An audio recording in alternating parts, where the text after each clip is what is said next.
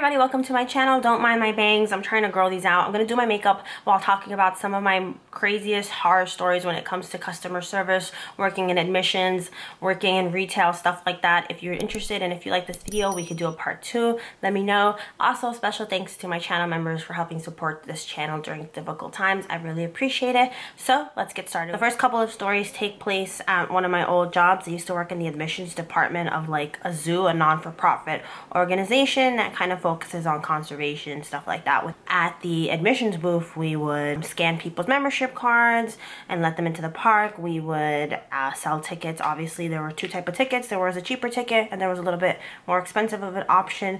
That option would allow you to see more animals that were within exhibits that weren't free, basically, is what I'm trying to say. So sometimes we would get people who would be upset that certain discounts didn't apply to them. So if you're not a resident of the state in which the zoo was located, you couldn't get a student discount. We would have to ask them where do they go to school or see their ID, and if it was not within the state that we're currently in, then the discount couldn't apply to them. People would get so mad about that, even though it's on our website, it's on policy. You're getting mad at someone who is getting paid minimum wage, who has no say in these things. That would happen often. We also would just get people complaining about the general prices, and that's something that's just really interesting to me, because whenever I'm going out to like a museum or a zoo or anything really, I always check prices online. Everything is always listed online just to make sure that I'm willing to pay it. Like, for example, the ice cream factory a couple of years ago when it first opened, I wanted to see, but I wanted to check the prices first because I didn't want to go all the way over there and be like, nah, that's too expensive. The ice cream museum is actually like 50 bucks per person, even kids. So it is expensive. So that's the type of mentality that I generally have when visiting institutions, is making sure that I know ahead of time what the price is, or looking up at the actual display that tells you the prices. But for some reason, people would just get mad at us about the prices as if we have any say in what they are. We don't, obviously. They would complain to us. They'd be like, why is it so expensive? A couple years ago, it was this, this, and this. Prices change, things inflate. That's what it is. Especially when you're living in a big city, things are going to be expensive. So we would give them the cheaper option ticket if they wanted to purchase it, or we would tell them about different promotions that were available, yada, yada, yada. But the sense of entitlement is annoying. Another type of discount that we would have a lot of issues with was military discounts. So the place that I worked at offered military discounts, but only for active duty personnel, and then there's a spouse discount. I'll get to that in a second. So with active duty, you'd get a free ticket, and then everyone else in your party would get 50% off, which I think is a pretty good deal considering the fact that it is an expensive place.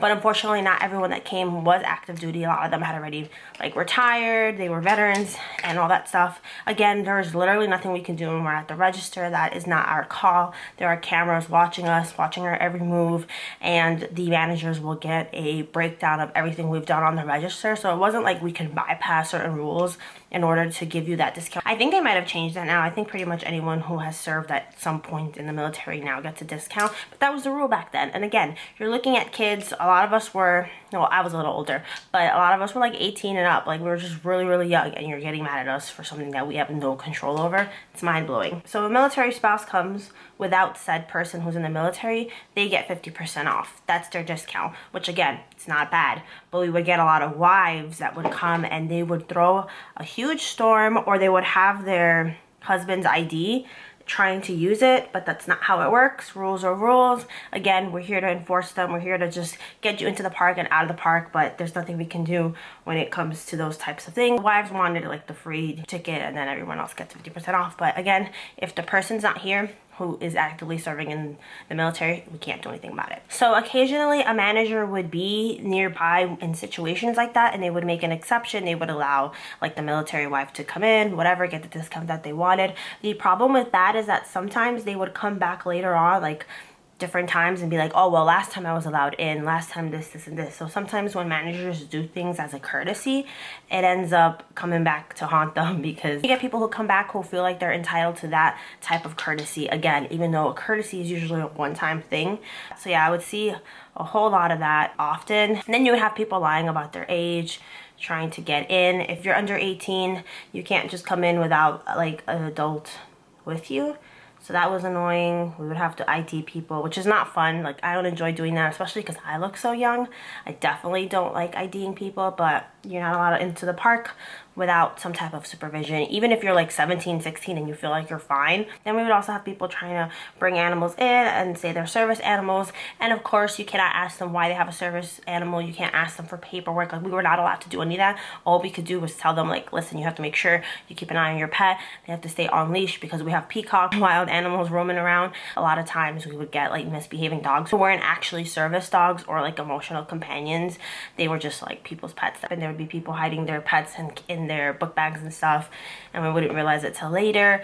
So it's just something that would happen. That part doesn't annoy me. I really love animals, but it is interesting to see people lie and say that that animal is their service pet when really they just want to bring their dog or cat in. It's fun to see other animals' reaction to service pets, especially like at petting zoo portions, because like the goats and the sheep will just like stare at the dogs like, what is that creature?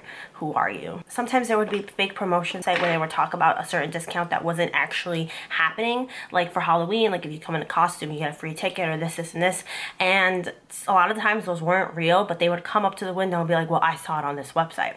And it's like, that's not an official website, so you can't take anything that they say as fact because we're not associated with that website. Which again is something that is just common sense, but sometimes you need to say it anyway because people come expecting like free stuff that they see online that is, I guess, just made up. I think people just create things online just for the sake of it to cause chaos, but we get a lot of that, especially during the holiday season and stuff like that. We also have memberships, and that entitles a certain number of people to enter in the park by just showing their ID and their membership card.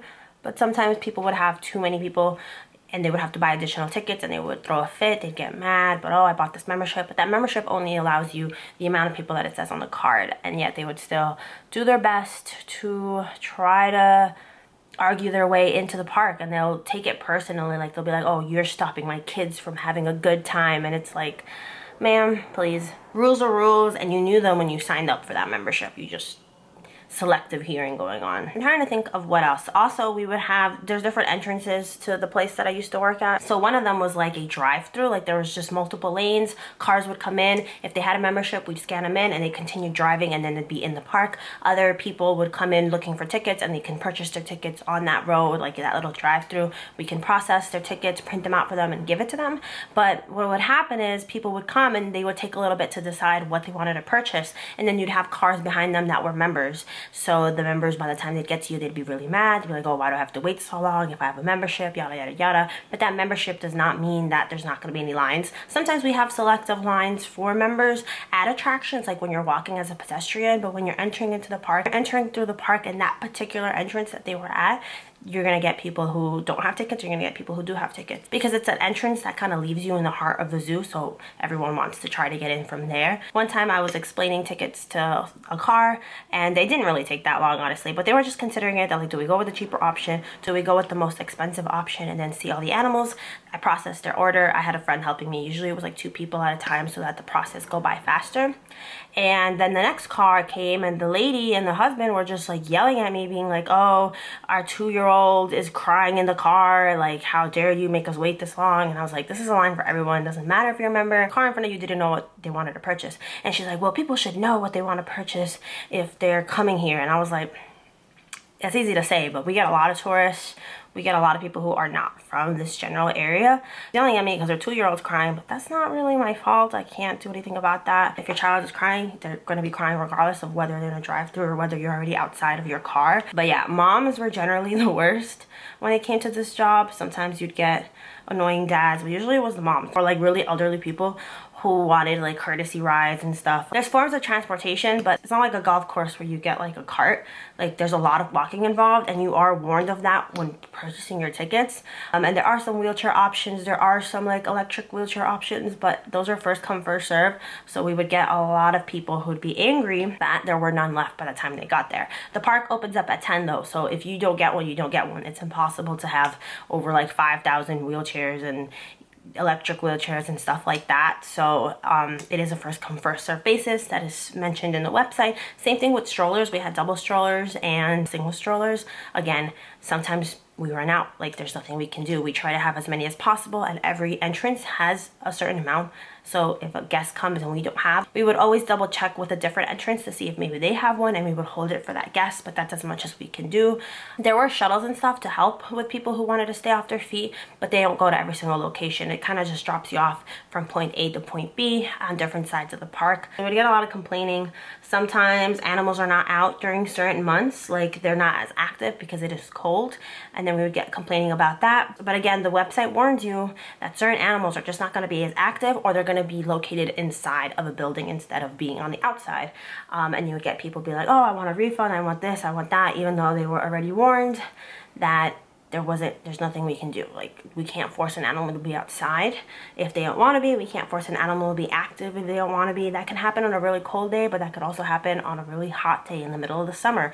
Some animals don't want to be walking around while it's really cold. Don't want to walk around during extreme temperatures. It's funny to talk about this now because I'm so detached from it. It was many years ago, but that was really draining. It's really draining when you're working long shifts and you only have a 40-minute lunch break and you're getting paid minimum wage, and it's just back-to-back guests that are always complaining about something. This one was probably one of the worst ones, and I definitely understand the guests for being upset, but again, there's nothing we can do.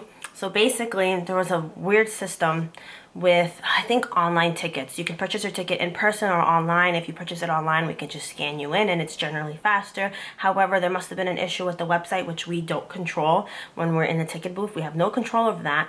And people came saying like, oh, I purchased tickets and they took my money, but I haven't gotten it, the confirmation and the barcode and stuff like that. So we called all our managers. Everyone important was in those 2 booths. And basically, there was nothing we can do. There was just a glitch. They were going to get refunded that money anyway. I don't know how to explain that. They were going to get refunded that money anyway, but they needed to still purchase tickets if they wanted to come to the park. They threw a fit. They were arguing. They were yelling at me and my managers. They were threatening them. They're like, oh, we're going to get you fired. Like, I know people in tall places, or however that saying goes, basically alluding to the fact that they know important people who can get my managers fired, which, newsflash, that never happened. That was like years ago, and like no one got fired. No one. I hate when they make threats like that. It's really annoying. But basically, they're like, we're going to talk to who we know and you're going to get fired. They were just spitting, and I'm sitting there in costume because this is in October. So I'm sitting there, I don't even remember what I was, probably like the Queen of Hearts or something. I remember I had turned to the associate next to me, who was a really nice guy, and I was like, oh, it's going to be a great day. We're going to have fun. And then I opened up those windows, and then it was pure chaos. So those families were spitting and yelling, and, oh, how dare you do this? Like, I work at a bank. I know what you're trying to scam us, yada, yada, yada. We weren't. That charge would have dropped. I don't know how to describe that. Sometimes that happens to me when I do like Uber Eats or something. Like, you get charged for something, it doesn't go through, but it takes a while for that to come back into your account or whatever. I get being frustrated, but that yelling, that spitting, that threatening was unnecessary. And yeah, that was probably one of the most draining days. It wasn't Halloween, but it was the month of October, and I wanted to go home early. I was supposed to go home early, but then someone else didn't want to stay and they forced me to stay. Well, no, they asked me, and I felt bad. I was a people pleaser. So I decided to stay, but I definitely regretted that just because it was just a chaotic mess. It was just a really bad situation, and like I handed them the tickets and they like snatched it from my hand and they like stormed off. Nobody got fired. No, nothing ever happened because there was nothing we can do. It was the system's fault. Once the managers were notified about that issue, they finally called the people at the website who are responsible for the tech support of that, and then that was like they put a stop to it so that no one else can have that same issue if they try to buy tickets. These bangs are killing me. I'm trying to grow them out. Ignore them, please. But yeah, those are some horror stories for my job. I have a couple more I could do a separate video for. They're from Barnes & Noble, and where did I work? Build-A-Bear. I have some horror stories from there, so we could do a part 2 if you're interested. I know I never do these types of things, but I figured I'd give it a shot since I might as well talk about something while I do my makeup. All makeup products will be listed down below as always, and I will see you next time with another video. Bye.